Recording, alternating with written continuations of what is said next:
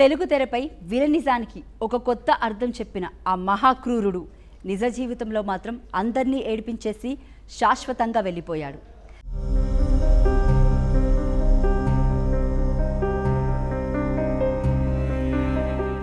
సై మూవీలో భిక్షు యాదవ్గా ఆ goose bumps తెప్పించే ఎంట్రీ, ఛత్రపతిలో ఆ వైలెన్స్, గజనీలు ఆ క్రూరమైన నటన, ఇలా ఏ భాషలో చూసినా తనదైన విలనిజంతో కోట్లాది మంది హృదయాలను గెలుచుకున్న లెజెండరీ యాక్టర్ ప్రదీప్ రావత్ ఇక లేరు. గత కొంతకాలంగా బ్లడ్ క్యాన్సర్తో పోరాడుతూ ముంబైలోని కోకిలాబెన్ ఆసుపత్రిలో చికిత్స పొందుతూ ఆయన మంగళవారం ఆగస్టు 4న తుది శ్వాస విడిచారు. ఆయన మరణం ఇండియన్ సినిమా ఇండస్ట్రీకి, ముఖ్యంగా టాలీవుడ్కు తీరని లోటు. మధ్యప్రదేశ్లోని సాధారణ ఉద్యోగిగా మొదలై నేషనల్ వైడ్ విలన్గా ఎదిగిన ఆ మహానటుడి ప్రయాణం ఎలాంటిదో ఈ వీడియోలో పూర్తిగా చూద్దాం. 1952 జనవరి 21న మధ్యప్రదేశ్లో జబల్పూర్లో జన్మించిన ప్రదీప్ సింగ్ రావత్ ఎకనామిక్స్లో మాస్టర్స్ పూర్తి చేసి మొదట్లో ఒక బ్యాంక్లో ఉద్యోగం చేశారు. కానీ ఆయన పర్సనాలిటీ, ఆ ఇంటెన్స్ ఐస్ చూసిన తోటి ఉద్యోగులు ఆయన్ని నటన వైపు అడుగులు వేయమని ప్రోత్సహించారు. అలా నాటకాల ద్వారా రంగస్థలంపై అడుగుపెట్టిన ఆయన ముంబైకి ట్రాన్స్ఫర్ అయ్యాక అక్కడ నాటకాలు వేస్తూ ఉండగా బాలీవుడ్ ప్రముఖ నటి స్మితా పాటిల్ దృష్టిలో పడ్డారు. అక్కడే ఆయన జీవితం టర్న్ తీసుకుంది. ప్రముఖ దర్శకుడు బిఆర్ చోప్రా తెరకెక్కించిన ఐకానిక్ టీవీ సీరియల్ మహాభారత్లో అశ్వత్థామ పాత్రతో ఆయన దేశవ్యాప్తంగా పాపులర్ అయ్యారు. ఆ తర్వాత Amitabh Bachchan Agnipath, Oscar nominated movie Lagaan వంటి చిత్రాలతో బాలీవుడ్లో తనకంటూ ఒక ప్రత్యేక గుర్తింపు తెచ్చుకున్నారు. హిందీలో మంచి పేరున్నప్పటికీ తెలుగు ప్రేక్షకులు ఆయనకు ఇచ్చిన స్థానమే వేరు.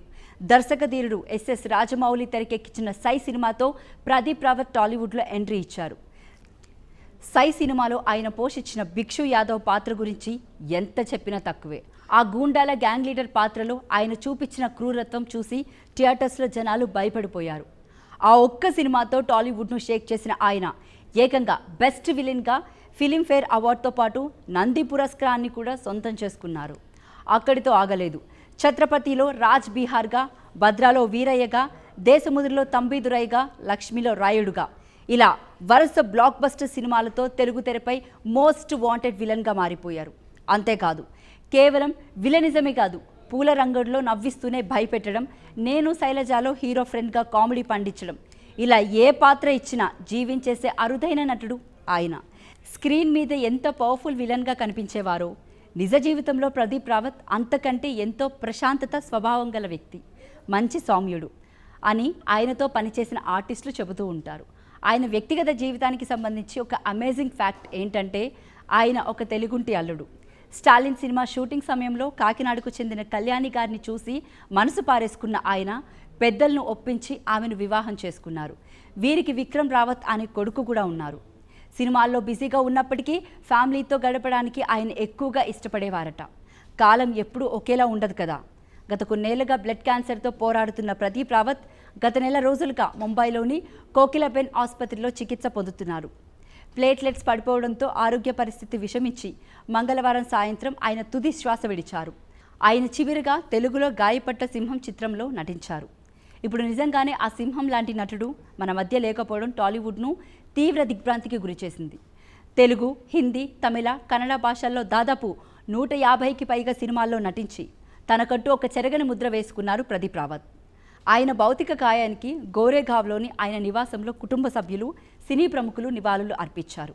సై మూవీలో భిక్షు యాదవ్గా ఆ గూస్ బంప్స్ తెప్పించే ఎంట్రీ, ఛత్రపతిలో ఆ వైలెన్స్, గజనీలు ఆ క్రూరమైన నటన, ఇలా ఏ భాషలో చూసినా తనదైన విలనిజంతో కోట్లాది మంది హృదయాలను గెలుచుకున్న లెజెండరీ యాక్టర్ ప్రదీప్ రావత్ ఇక లేరు.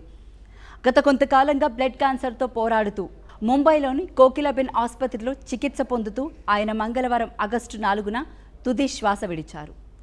ఆయన మరణం ఇండియన్ సినిమా ఇండస్ట్రీకి, ముఖ్యంగా టాలీవుడ్కు తీరని లోటు.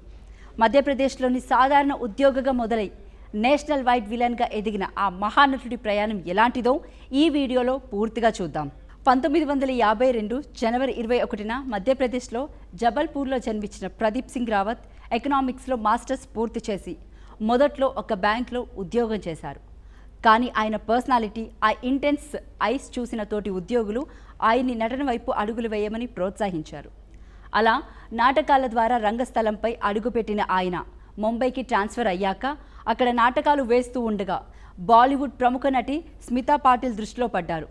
అక్కడే ఆయన జీవితం టర్న్ తీసుకుంది. ప్రముఖ దర్శకుడు బిఆర్ చోప్రా తెరకెక్కించిన ఐకానిక్ టీవీ సీరియల్ మహాభారత్లో అశ్వత్థామ పాత్రతో ఆయన దేశవ్యాప్తంగా పాపులర్ అయ్యారు.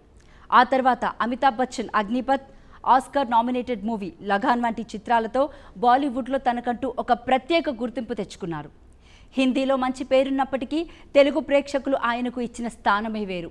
దర్శకధీరుడు ఎస్ఎస్ రాజమౌళి తెరకెక్కించిన సై సినిమాతో ప్రదీప్ రావత్ టాలీవుడ్లో ఎంట్రీ ఇచ్చారు.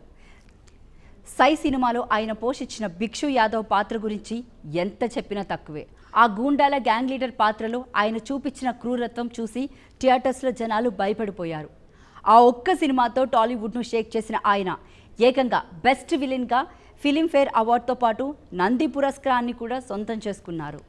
అక్కడితో ఆగలేదు. ఛత్రపతిలో రాజ్ బీహార్గా, భద్రాలో వీరయ్యగా, దేశముద్రలో తంబిదురైగా, లక్ష్మిలో రాయుడుగా ఇలా వరుస బ్లాక్ బస్టర్ సినిమాలతో తెలుగు తెరపై మోస్ట్ వాంటెడ్ విలన్గా మారిపోయారు. అంతేకాదు, కేవలం విలనిజమే కాదు, పూల రంగంలో నవ్విస్తూనే భయపెట్టడం, నేను శైలజాలో హీరో ఫ్రెండ్గా కామెడీ పండించడం, ఇలా ఏ పాత్ర ఇచ్చినా జీవించేసే అరుదైన నటుడు ఆయన. స్క్రీన్ మీద ఎంత పవర్ఫుల్ విలన్గా కనిపించేవారో నిజ జీవితంలో ప్రదీప్ రావత్ అంతకంటే ఎంతో ప్రశాంతత స్వభావం గల వ్యక్తి, మంచి సౌమ్యుడు అని ఆయనతో పనిచేసిన ఆర్టిస్టులు చెబుతూ ఉంటారు. ఆయన వ్యక్తిగత జీవితానికి సంబంధించి ఒక అమేజింగ్ ఫ్యాక్ట్ ఏంటంటే ఆయన ఒక తెలుగుంటి అల్లుడు. స్టాలిన్ సినిమా షూటింగ్ సమయంలో కాకినాడకు చెందిన కళ్యాణి గారిని చూసి మనసు పారేసుకున్న ఆయన పెద్దలను ఒప్పించి ఆమెను వివాహం చేసుకున్నారు. వీరికి విక్రమ్ రావత్ అనే కొడుకు కూడా ఉన్నారు. సినిమాల్లో బిజీగా ఉన్నప్పటికీ ఫ్యామిలీతో గడపడానికి ఆయన ఎక్కువగా ఇష్టపడేవారట. కాలం ఎప్పుడూ ఒకేలా ఉండదు కదా. గత కొన్నేళ్లుగా బ్లడ్ క్యాన్సర్తో పోరాడుతున్న ప్రదీప్ రావత్ గత నెల రోజులుగా ముంబైలోని కోకిలబెన్ ఆసుపత్రిలో చికిత్స పొందుతున్నారు. ప్లేట్లెట్స్ పడిపోవడంతో ఆరోగ్య పరిస్థితి విషమించి మంగళవారం సాయంత్రం ఆయన తుది శ్వాస విడిచారు. ఆయన చివరిగా తెలుగులో గాయపట్ట సింహం చిత్రంలో నటించారు. ఇప్పుడు నిజంగానే ఆ సింహం లాంటి నటుడు మన మధ్య లేకపోవడం టాలీవుడ్ను తీవ్ర దిగ్భ్రాంతికి గురిచేసింది. తెలుగు, హిందీ, తమిళ, కన్నడ భాషల్లో దాదాపు 150కి పైగా సినిమాల్లో నటించి తనకంటూ ఒక చెరగని ముద్ర వేసుకున్నారు ప్రదీప్ రావత్. ఆయన భౌతిక కాయానికి గోరేగావ్లోని ఆయన నివాసంలో కుటుంబ సభ్యులు, సినీ ప్రముఖులు నివాళులు అర్పించారు. మనం తెరపై చూసి భయపడిన ఆ భిక్షు యాదవ్ జ్ఞాపకాలు తెలుగు ప్రేక్షకుల గుండెల్లో ఎప్పటికీ నిలిచిపోతాయి. Rest in peace Pradeep Rawat. Telugu సినిమా పరిశ్రమ మిమ్మల్ని ఎప్పటికీ మర్చిపోదు.